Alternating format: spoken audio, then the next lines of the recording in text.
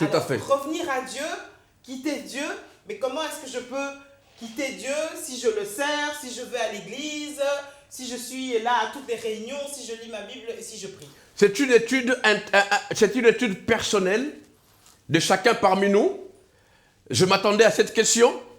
Je ne parle pas du péché, n'est-ce pas? Personnellement, j'ai toujours défini le péché comme étant le fait de manquer son but. C'est une question très importante et je voudrais prendre le temps d'expliquer calmement dans ma réponse. Le péché, ce n'est pas l'impudicité. Le péché, ce n'est pas voler. Le péché, ce n'est pas critiquer. Le péché, c'est manquer plutôt son but. Notre but, ici-bas, c'était pour adorer le Seigneur. Et je dirais encore mieux, notre but, c'est pour adorer le Seigneur. Et comme j'ai toujours dit, pépérologiquement, on ne peut pas adorer Dieu sans ce que nous voyons. Je veux le dire d'une autre manière. On ne peut adorer Dieu que par rapport à ce que nous voyons. Je bénis Dieu ce matin pour une femme merveilleuse. Je bénis Dieu ce matin pour la grâce de ce studio. Je bénis Dieu pour le pasteur Mabs qui nous permet d'être là. Je bénis Dieu pour toi qui es en vie. Je bénis Dieu par rapport à ce que je vois. Tel était au commencement. La Bible dit, Dieu, pour la petite histoire, descendait chaque soir afin de manger. Et la nourriture de Dieu lui était servie par l'homme. Quand Dieu descendait, l'homme adorait Dieu. Quand Dieu descendait, la femme adorait Dieu. Ça, c'est la nourriture de Dieu. Notre but, ici-bas, c'est d'adorer Dieu. Le fait de ne plus adorer Dieu, quand nous quittons la présence de Dieu, quand nous manquons notre rendez-vous divin, c'est là que nous avons péché. L'enfant prodigue, dans le livre de Luc, le chapitre 15, quelque part, il dira, je me lèverai, j'irai vers mon Père, je lui dirai, écoutez, Père, pardonne-moi parce que j'ai péché contre toi. Le péché en soi n'était pas le fait d'avoir dilapidé son argent avec le prostitué. Le péché, ce n'était pas le fait d'avoir désiré à manger la nourriture de pourceau. Mais le péché, selon moi, c'est d'avoir quitté son père. Merci Julie. Le péché, c'était d'avoir quitté son père. Le reste, c'est les conséquences. Oh, come on. Le reste, comme dit Julie, c'est les conséquences. Si tu vis des choses que je ne veux pas citer ici en direct, c'est parce que simplement tu n'es pas dans la présence de Dieu. C'est parce que tu as quitté la présence de Dieu. Et ce sont les conséquences de quelqu'un qui a quitté la présence de Dieu. Et c'est là, je t'en prie. Et c'est là? Et c'est là que nous voulons, ce matin, nous exhorter à revenir à Dieu. Tel est notre but ici-bas sur terre. Le péché, c'est manquer son but. Qu'est-ce qui peut pousser, et on va faire le parallélisme avec le passage justement que tu es en train d'utiliser du fils prodigue. Le fils prodigue. Qu'est-ce qui peut pousser à un moment donné un fils, un enfant à quitter la maison de son père? Son père qui s'occupe de lui, son père qui l'aime, son père que le fils aime également. Qu'est-ce qui peut nous pousser à un moment donné à quitter la maison de notre Père, à quitter la présence de Dieu? Exact. C'est là où Jésus dira un jour, je vais très loin pour revenir à pour arriver à ma question. C'est là où Jésus dira un jour à un groupe que j'appelle les adultes. Jésus leur dira, laissez venir à moi les petits enfants, car le royaume des cieux est à ceux qui leur ressemblent. Jésus a dit, laissez venir à moi les petits enfants. Les enfants restent auprès de leur père. Les enfants désirent aller auprès de leur père. Vous savez, quand nous quittions notre pays, la Belgique, quand nous quittions la maison, je pourrais voir le petit enfant pleurer. Maman, il pleure jamais papa, il pleure toujours maman. Maman, pourquoi tu nous laisses? Ça, c'est un enfant. Or, nos enfants qui sont adultes, je suis même sûr, et je sais qu'ils me suivent, il y en a qui étaient contents que papa parte. Que papa parte comme ça, je vais sortir, je vais faire ce que j'ai envie de faire. Pas dans le mauvais, hein, juste sortir. Parce que papa, les enfants voulaient venir avec nous.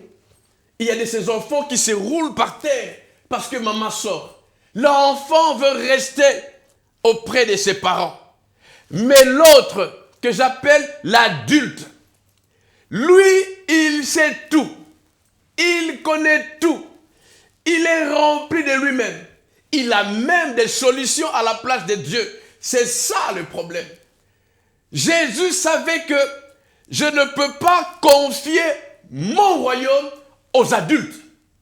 Parce qu'ils vont faire de dégâts. Ils sont autosuffisants. Autosuffisants à un but d'eux-mêmes. Je ne sais pas comment on dit ça en anglais. Alors, Jésus a dit, je donnerai mon royaume aux enfants. Et il dira aux adultes, laissez venir à moi le petit enfant. Car le royaume des cieux est à ceux qui leur ressemblent. Et aujourd'hui, par rapport à ce que tu as posé comme question, les gens sont partis de Dieu parce que les gens sont devenus adultes. Tout celui qui reste enfant. Et c'est là que j'ai compris que pour réussir, car la réussite, c'est de gagner le royaume. La réussite, ce n'est pas l'argent. La réussite, ce n'est pas le costume. La réussite, ce n'est même pas les voitures. Non, laisse-moi te dire que la réussite, c'est de gagner le royaume. Une femme, un homme qui a réussi, c'est cette personne qui a pu gagner le royaume des cieux. Et donc le problème, c'est de revenir à une attitude d'enfant. C'est ce qu'il a. Être réceptif. Voilà. Être soumis, être sous la tutelle. Tout à fait. Être sous l'autorité de Dieu. Tout à fait. Alors, comment faire pour, à un moment donné... Je pourrais même ajouter, si tu permets, bien sûr. Parce que ce que tu dis est très important, je vais le noter, c'est que être sous la tutelle, c'est ça qui permet, qui me pousse à dire ceci, même quand ça ne nous plaît pas. Même quand c'est la volonté de Dieu et nous paraît bizarre, c'est comme si ça nous retardait. Tout le monde évolue, nous on est comme retardés en faisant la volonté de Dieu. Mais reste comme un enfant. Un enfant dans la maison, pendant que je parle, il y a quelques parents qui me suivent. Quand tu dis à ton enfant, tu ne sors pas, même s'il boude, mais il reste. Parce que toi, parent, tu sais pourquoi. Parce que toi, parent, tu sais pourquoi. Tu lui dis. Oh, j'aime. Okay. Donc, alors, maintenant, comment arriver, puisque nous sommes dans cette période de bilan, on est en train de revenir nous-mêmes, tout à fait. comme ce fils prodigue. Comment arriver lorsqu'on est allé très loin parfois, on a même pris des décisions qui nous ont coûté très très cher. Trop cher même. Comment faire pour revenir en nous-mêmes et se dire à un moment donné, ok, je reprends ma position d'enfant, de fils, et je retourne vers mon père. Et c'est là ce qui a été le vœu que j'avais pour nous, tout au début, pour ceux qui étaient là. Le vœu de mon cœur, c'est que Julie, Pépé et nous tous ayons la capacité de revenir à Dieu. Et je vais m'expliquer. Je suis dans le livre de Luc, le chapitre 15e, et le passage clé, c'est le verset 17e. La Bible dit, étant rentré en lui-même. Comment il a dit, étant ou ayant? On va lire ça. Ayant ou étant, vous avez compris de quoi je parle. Pour ceux qui viennent de nous rejoindre, bonjour. Nos meilleurs vœux. Je suis la sœur Julie Tchendamwamba de la Belgique pour votre show Dites-moi tout dans le cadre de Air Ministry du pasteur Marc Koumou. Nous saluons bien sûr toute personne de Air Ministry.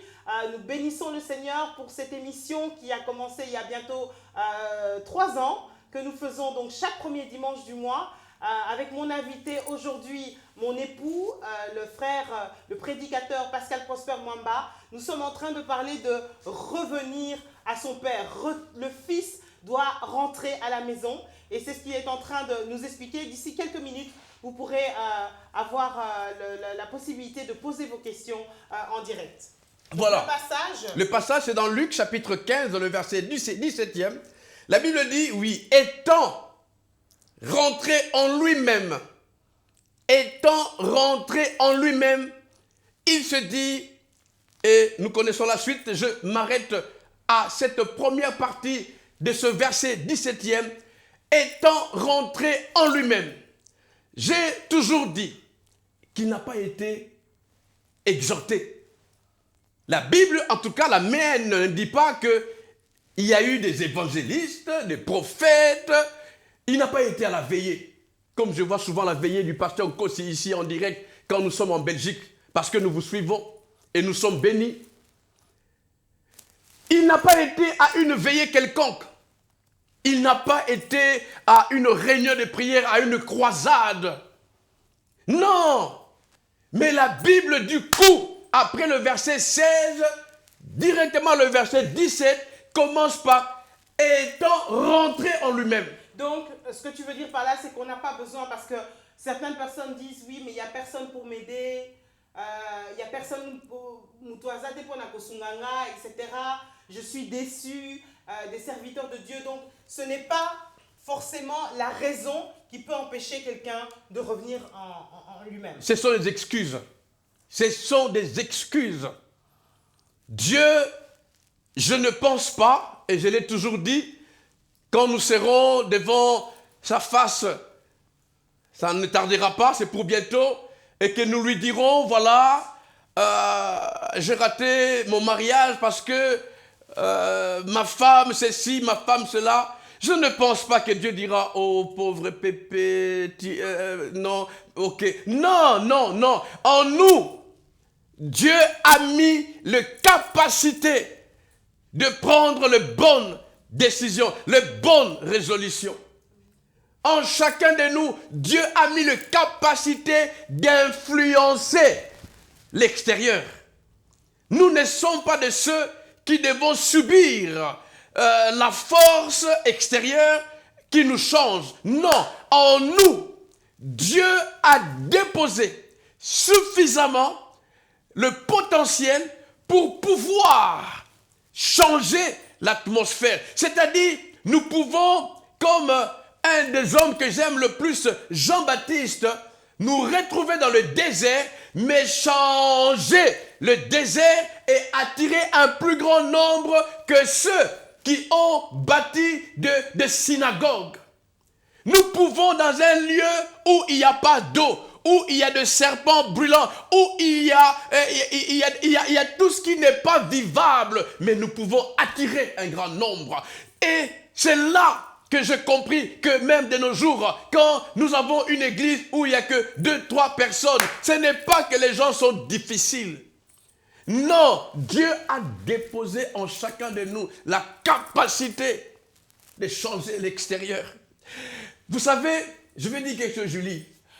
Il y a un passage que j'ai commencé à étudier ces derniers temps. La Bible dit, 1000 tomberont à côté, 10 000 de l'autre côté, et toi, tu ne seras pas atteint.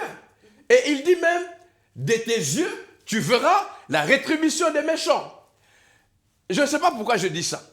Mais peut-être que je parle à quelqu'un. Mais qu'est-ce que nous remarquons aujourd'hui? Nous regardons à côté, il n'y a même pas une personne qui est tombée. Il n'y a même pas un démon. Nous regardons là où il fallait que 10 000 tombent, il n'y a rien. Mais qu'est-ce que nous constatons? Toi, tu es atteint. Ce n'est pas normal. La Bible dit 1000 tomberont, 10 000 tomberont. Toi, tu ne seras pas atteint. Mais comment expliquer aujourd'hui que d'un côté, il n'y a rien qui est tombé? Les démons sont là, vivants, remplis, bien bédonnants de ventre. De l'autre côté, les sorciers sont là, en train de fêter, les francs-maçons, les vaudous, ils sont là, le démoniaque. Mais toi, enfant de Dieu, tu es atteint. Je me pose la question. Il faut revenir. Il faut revenir. Alors, ce qui est particulier dans le passage que tu viens de lire dans Luc 15, verset 17, c'est « étant revenu ». Étant revenu. Étant revenu. Alors, ce qui me frappe, c'est que étant revenu, ça veut dire que sans être revenu, il n'y a rien qui peut Non, absolument passer. rien. Absolument. Il faut d'abord être revenu pour que quelque chose se passe. Alors, encore une fois, j'insiste là-dessus. Étant revenu, qu'est-ce qui peut nous pousser à un moment donné à revenir, puisque c'est la condition sine qua non. Exact. Il faut